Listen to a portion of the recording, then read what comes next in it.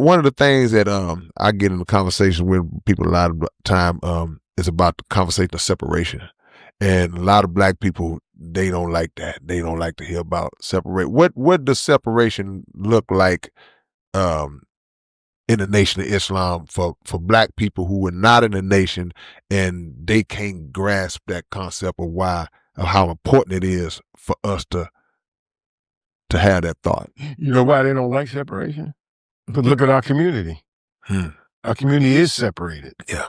Right? And we keep going, trying to get the better way of life, trying to get the better schools, trying to have, all of the things in life with Starbucks and all the stuff that we see that we want.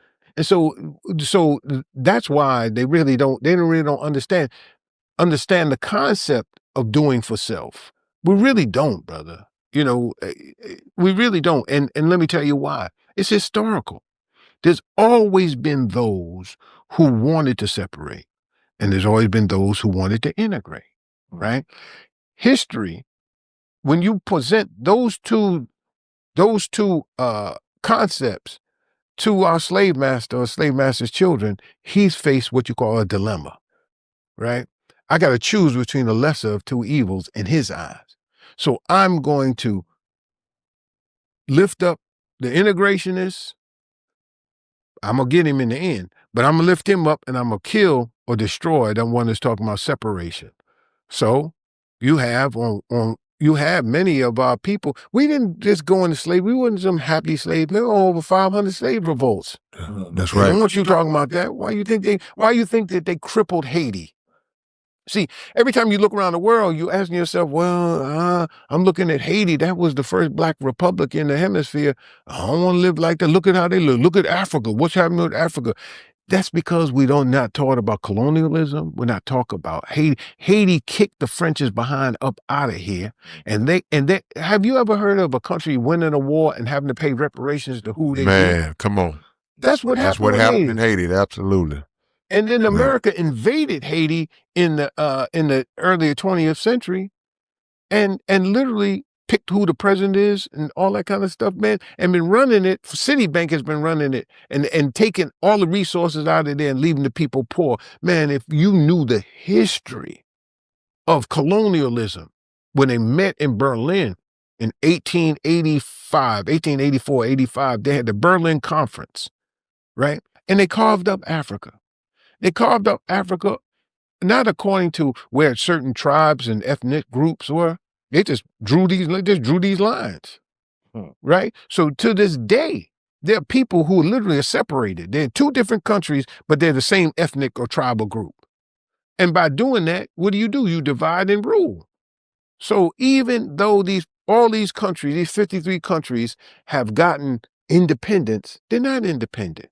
This is why this Burkina Faso piece is very interesting, because he kicked the French troops out, and now he's taking his own gold and he's starting to create reserves so he can create his own currency, right? And the French, they set up a system where you literally had to put your reserves in a French bank, and they printed your money. It's still slavery. I mean, if you really look at it, brother, so all of these people, and you go and you look up the history of the CIA, they've overthrown so many governments, brother. They interfere. You talk about elections being rigged. These people have gone around the country. Anything that was against America's national interests, right? Their national interests, they would go in and they would destroy it, and they would pick winners and losers, right? And if they didn't like you, they'd help overthrow you. Patrice Lumumba, Gaddafi, right? Sankara of Burkina Faso. Domestically too. Huh? Domestically. They just brought that here in COINTELPRO. They went after Stokely Carmichael, Kwame Ture. They even bragged about how they engineered the split between the Honorable Elijah Muhammad and Malcolm X. They know Malcolm was trying to get back into the nation, and they made sure they intercepted all of that he was trying to do. He was angry. He said some things that was out of pocket, but he knew that if the Honorable Elijah Muhammad had called him the day before he gave his last speech, he would have rejoined the Nation of Islam. He knew what he was doing, and all that. We got all the proof for all that. We always been telling y'all that we didn't kill him. Yeah, we told you that. You know, we already told you these people was government affiliated. Man, it's your big brother K Reno. Look, man, the Underground Dialogue website is back in function. We back in motion, man. If y'all want Underground Dialogue podcast merch, whatever you need, go to undergrounddialogue.com and check us out. And always make sure that every Wednesday night, y'all are checking out the Underground Dialogue podcast right on YouTube, 9 p.m. Central Time. Yeah!